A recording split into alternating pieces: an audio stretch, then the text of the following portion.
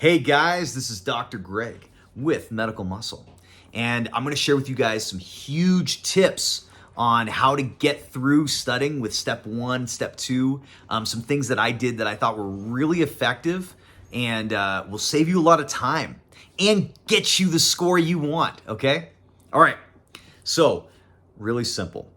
First off the bat, what I would always do is I would always start with some kind of self-assessment, okay? Either NBME or, one of the Uworld free self-assessments, okay? Personally, I liked using the Uworld one because it was more accurate, but some people might want to save those, so that's fine too. I really would just want to start with some kind of self-assessment.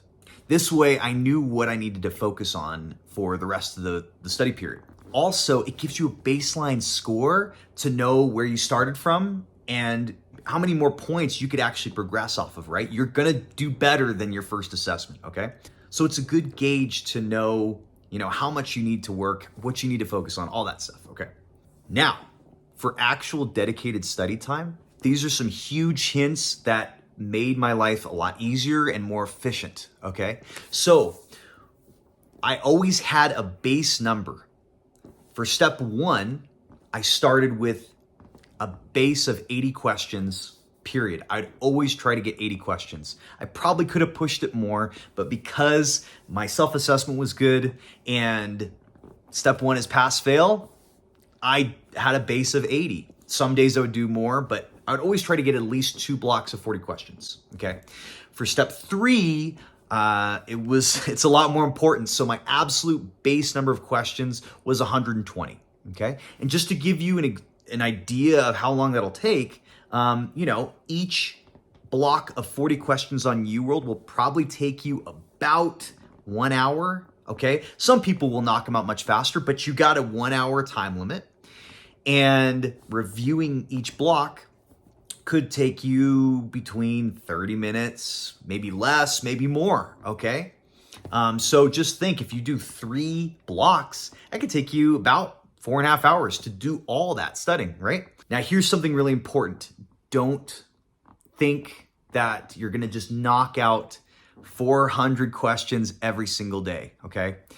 It sounds really cool. It sounds like the ultimate way to study. Some people might be freaks and be able to do that, but I would say it's just not feasible. It's just too much work. It's too hard on your neck, your back, to sit at a computer and stare for those many hours. So, be realistic. So let's talk about how much time you actually need for dedicated study time for step 1 versus step 2. Okay, let's do that.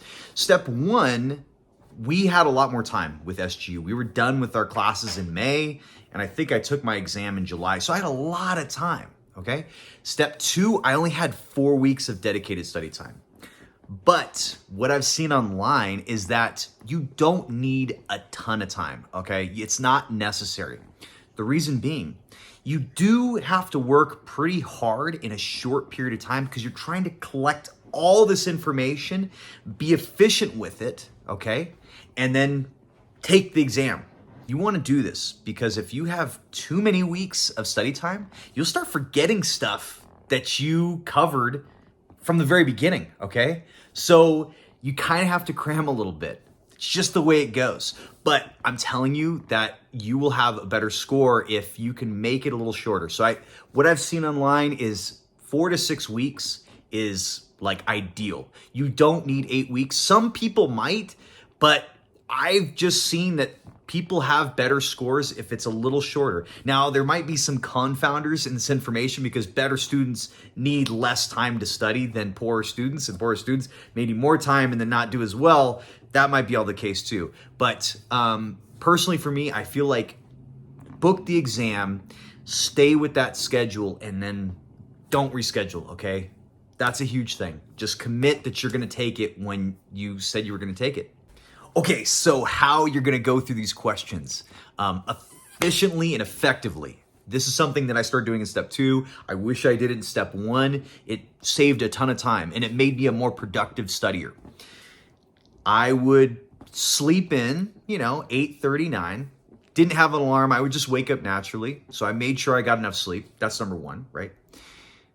I would grab my laptop right when I woke up, and before anything, I would put on a focus app, okay? Something to block anything that's distracting, okay? So I wanted just pure focus, okay? Wouldn't look at my phone. And I would do a timed block of 40 Uworld questions, just first thing in the morning, right when I'd wake up, okay? And it was such a good way to start my day, right? Because I just knocked out a 40 block. So here's my argument for doing time blocks versus not time blocks. I used to not time myself because I wanted to sit and think about each question and, go through it. Okay, that's great. But what I found doing time blocks is that it forced me to be confident with my answers and to move on, because in the actual step 2, you don't get to see how you did immediately after, right? So, for me, I just needed to do a question and move on and just be confident with every choice that I made, okay? Regardless if I ended up getting it wrong or not, because timing becomes a real factor in step 1 and step 2, all right? So right after finishing that block, I would maybe even go into a second one, okay? Just get 2 in a row, all right? But regardless if I only did 1 or 2 blocks, I would go right into review. This is huge. This is huge for you guys. What I found is that if I did a block and then just walked away from it because I just wanted a break from doing questions, the review process took so long because I had to remember the question. It took me some time to read the question again and then try to think about why I answered it the way I did or whatever. What was really effective was to do the review immediately after I finished the block, because then, everything was still fresh and I knew exactly what I was thinking when I had answered that question. So the review was a lot faster.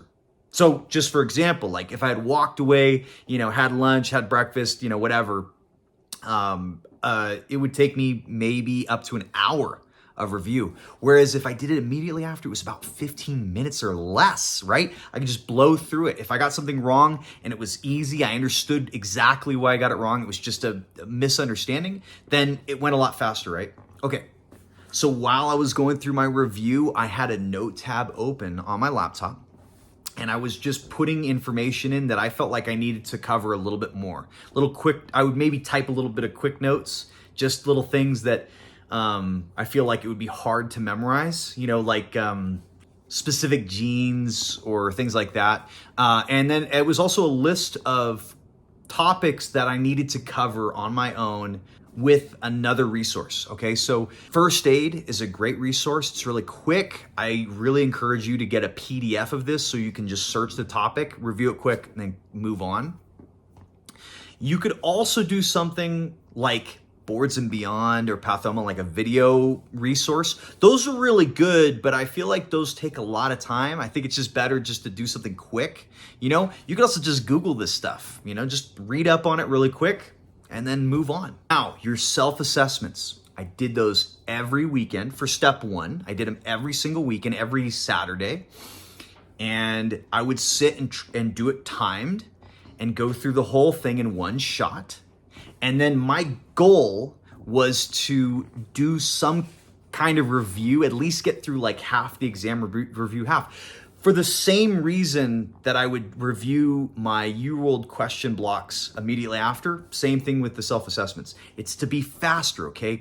So if you wait to do your reviews of your NBMEs or whatever, your self-assessments, you're gonna have the same problem. You're gonna forget why you answered things. You're gonna have to reread the whole question stem again, remind yourself what you answered, what you were thinking. So I think it's really effective to try to get some kind of review. But if it goes into the second day, that's fine, okay?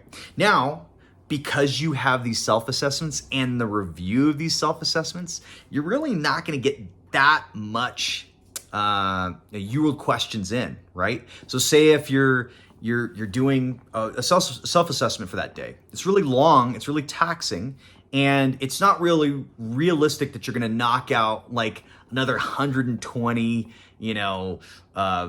130, 140 questions, right? Not really gonna happen. Okay, so I did give myself a little break on those days. I try not to do any other Uworld questions outside of that. So say my exam was on a Saturday. Okay, so maybe on Tuesday I would do the second Uworld self-assessment. So I'd save one of them because those are probably the most accurate to how you're going to actually perform on the actual step 2, because of question style and all that. So I would save one of those for the last week, and that would be probably the last one I was going to do. Maybe I would squeeze in, I think I might have squeezed maybe one more in on a Wednesday, maybe, okay? One more NBME or some kind of self-assessment. Obviously, with each self-assessment, you should see an increase, If not, and you're not getting the score you want, you might want to delay taking the exam. But that's up to you. That's personal preference. I didn't want to put myself in that situation. I just made sure to kick butt every time. So this is really crucial, okay? On the Friday before my exam, I would do maybe a half day of studying, and then I would deload, right? Completely. And I would do a nice workout. I would have a great dinner. I would eat whatever I wanted. Okay, if I wanted sushi, I'm gonna get sushi. If I wanted pizza, I'm having pizza. I'm just gonna have a good last meal before I go into battle, right? That night, I would try to do something that I really enjoyed, like watch a movie or like maybe go out and have dinner. That's kind of fun. Just something to get my mind off of studying. I needed to just get away from it. Go do something that just kind of distracts me. I found that was always really helpful. Okay, before going to bed, because I hate not getting sleep before exams because I get so nervous, I would take 2 ZQuil, they're diphenhydramine, Benadryl, just to help me kind of calm down, kind of like suppress everything. And I would try to do some, no joke, like some hypnosis. Okay, I'd find a hypnosis video on YouTube on like relaxation or to help you sleep. And I would just focus on just trying to get out of my mind and getting into like a good relaxed state so that I can actually fall asleep. I love these things. They don't work for everybody, but for me, they work well, just to focus on my breathing, get my mind really calm so I can actually sleep. On the actual day of the exam, I would wake up and I'd have the same breakfast I have every single time. It's an oatmeal with some kind of healthy fat, so walnuts or sunflower seeds, something like that. You can even throw in peanut butter, something that has a lot of fat that keeps your digestion nice and even. I'd throw some blueberries in there, something just that would just last a long time, and some protein powder. Okay, really simple.